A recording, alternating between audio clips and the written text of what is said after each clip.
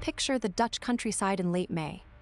A convoy of black sedans, with diplomatic plates, snakes through the trees, arriving at a secluded, five-star hotel.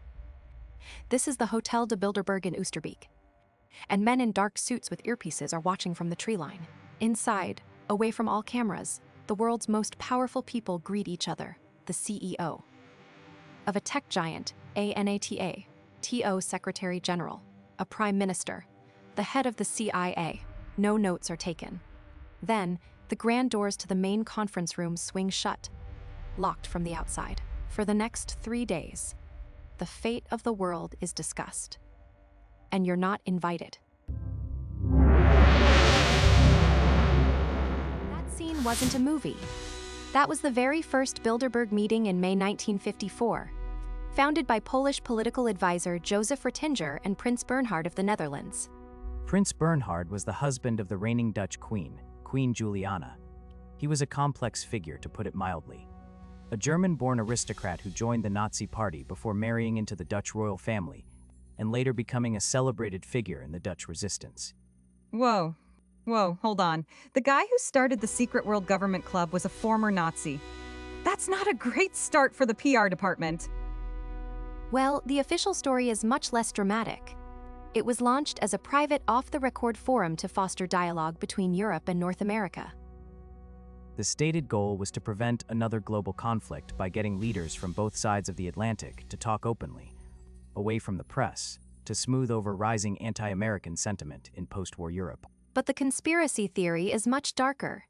It paints Bilderberg as a shadow world government, a secret cabal of the planet's most powerful people who meet once a year to pull the strings of global finance, politics, and even war. So it's not a friendly chat to smooth things over. It's the annual performance review for planet Earth, and we're not invited to the meeting. Every year, between 120 and 150 guests are invited. The location changes. One year it's a resort in Virginia. The next it's a castle in Germany. But the secrecy is absolute. And this isn't just any secrecy. The meetings are governed by the Chatham House Rule. The rule is very specific. Attendees are free to use information they receive, but they cannot reveal who said it. What happens in the room, in terms of attribution, stays in the room. So you can go home and pass a law based on what the head of a megabank told you. You just can't tell anyone as the one who gave you the idea. That's a heck of a loophole. The organizers argue this is essential. They say it allows these powerful people to speak frankly and test controversial ideas without worrying about a media firestorm or political backlash. The Steelman argument for that is you can't have a serious world-altering brainstorming session in public. Imagine a finance minister trying to float the idea of a currency devaluation on a live microphone. The markets would collapse before he finished his sentence. Right. You gotta have a safe space to ask the dumb questions. Like, what if we replaced all the birds with drones, or is gold like over? And while the discussions are secret, the attendee list is made public just before each meeting. It reads like a who's who of global power, heads of state, intelligence chiefs, tech billionaires, and media moguls. The group does release a list of general topics for the press, things like AI safety, Ukraine, or energy transition. But that's it. There are no minutes released, no resolutions passed, and no press conferences held afterward. The actual output is a complete mystery. So they tell the world they're going to talk about the future, then go into a room for 3 days and we just have to trust they figured it out. It's like the world's most expensive and least transparent corporate retreat. And that mystery leads directly to the core charge from critics, that Bilderberg isn't just a talking shop, but an actual decision-making body. The argument is that they're setting global policy in that room, which national parliaments and voters are then unknowingly forced to accept as the only option months or years later. It's not a book club, it's the committee that decides which books are allowed to be written in the first place. A key piece of evidence for this is what researchers call the Bilderberg bump. They point to attendees who get a massive career boost shortly after their first meeting. Take Bill Clinton. He attended in 1991 when he was the relatively unknown governor of Arkansas. Less than a year and a half later, he was president of the United States. Wait, so this is the world's most effective job interview. You go to a weird hotel in Austria, and suddenly you get the keys to the White House.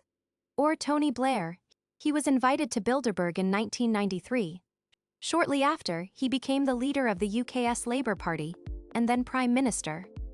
The question is this a coincidence, or is Bilderberg a place where future leaders are privately vetted and approved by the global elite before they're presented to the public? It's like the final round of America's Next Top Leader, except the judges are all billionaires, and the runway is global economic policy. Theorists also point to major geopolitical events that seem to have been discussed at Bilderberg decades before they became reality. Exactly. The creation of the European Union and the euro currency were reportedly on the agenda in the group's earliest meetings in the 1950s. And it's not just economic policy. The constant presence of intelligence agency heads, the director of the CIA, the head of MI6, is a fixture. Which is the primary fuel for theories that Bilderberg is a central node of the so-called deep state, a place where intelligence operations and covert foreign policy are coordinated outside of official channels. So it's the one time a year the world's spies can all get together without having to wear fake mustaches. Must be a great networking event. Then there is the security. We're talking military-level protection, often funded by the host country's taxpayers. That's a key point for critics. If this is just a private chat, why the need for armed guards, helicopter patrols, and multi-kilometer exclusion zones? It looks less like a conference and more like a fortress. Exactly. My book club meets once a month, and the most security we have is agreeing not to tell anyone we didn't finish the book. This feels extra. This all culminates in the most extreme theories, which connect Bilderberg to a plot for a new world order. That's the idea of a plan to dissolve national sovereignty in favor of a single, unelected totalitarian global government. The New World Order has the worst branding of any conspiracy. It sounds like a failed theme park from the 90s. Come on down to the New World Order. The rides are efficient, but the churros are mandatory. But let's set the most extreme theories aside. The ultimate argument against the group is one of basic democratic principle. Whether they make explicit decisions or not, when a group this powerful, this concentrated with wealth and influence, builds a private consensus, that consensus will inevitably shape global policy, with zero public accountability. Right. Even if they're not sacrificing goats, it's still 150 people who can collectively decide, you know what? Interest rates should go up, or let's pivot to Mars. And the rest of us just have to live with it. Okay, let's pull back. It's time to separate the established facts from the sprawling theories. What do we actually know for sure? Confirmed, the Bilderberg Group is a real exclusive conference. It has met every year since 1954. That part is not in dispute. So, fact number 1, it exists. It's not a rumor, it's not a metaphor. There's an actual hotel somewhere in the world that gets very weird for one weekend a year. Confirmed, the meetings are held in extreme secrecy under that Chatham House rule. And the attendee lists are always packed with the most influential people in the Western world. And we should re-emphasize that rule. It doesn't mean you can't talk about what was discussed. It means you can't say who discussed it. It's secrecy built for plausible deniability.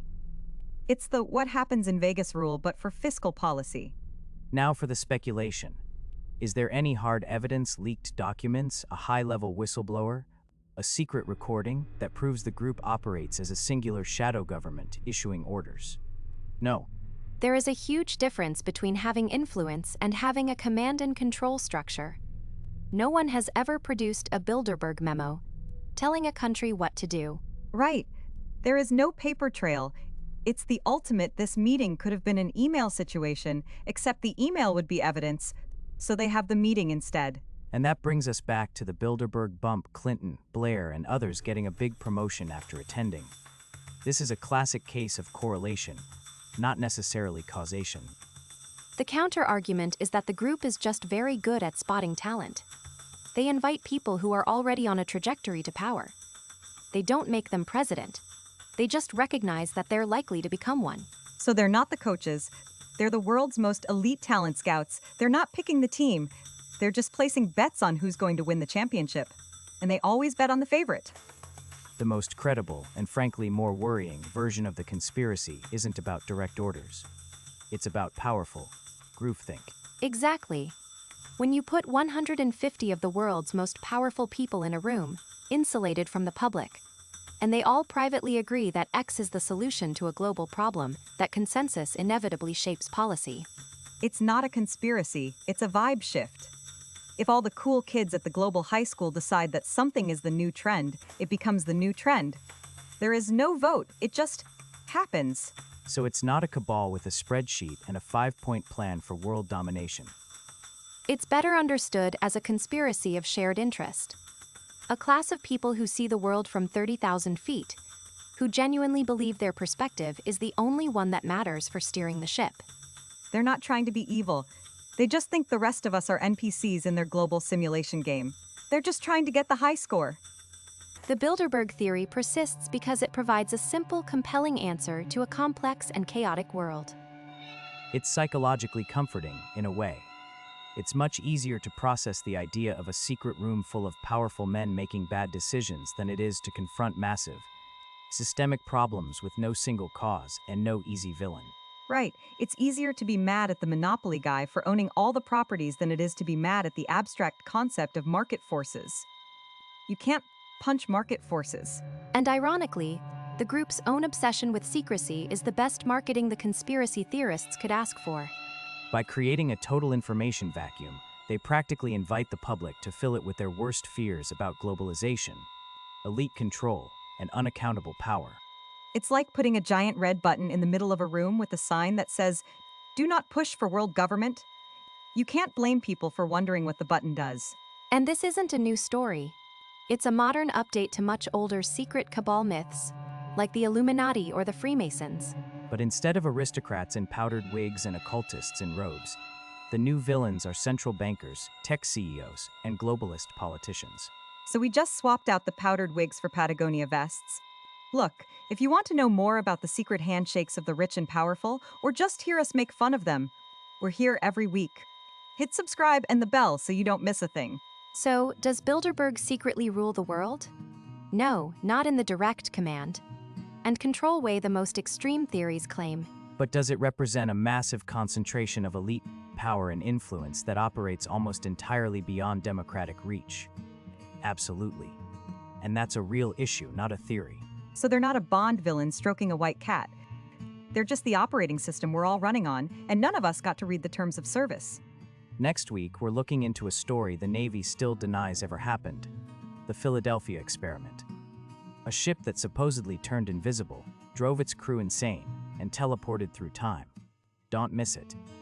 Well, see you then. Try not to get recruited by any secret societies before then. Or if you do, get good notes.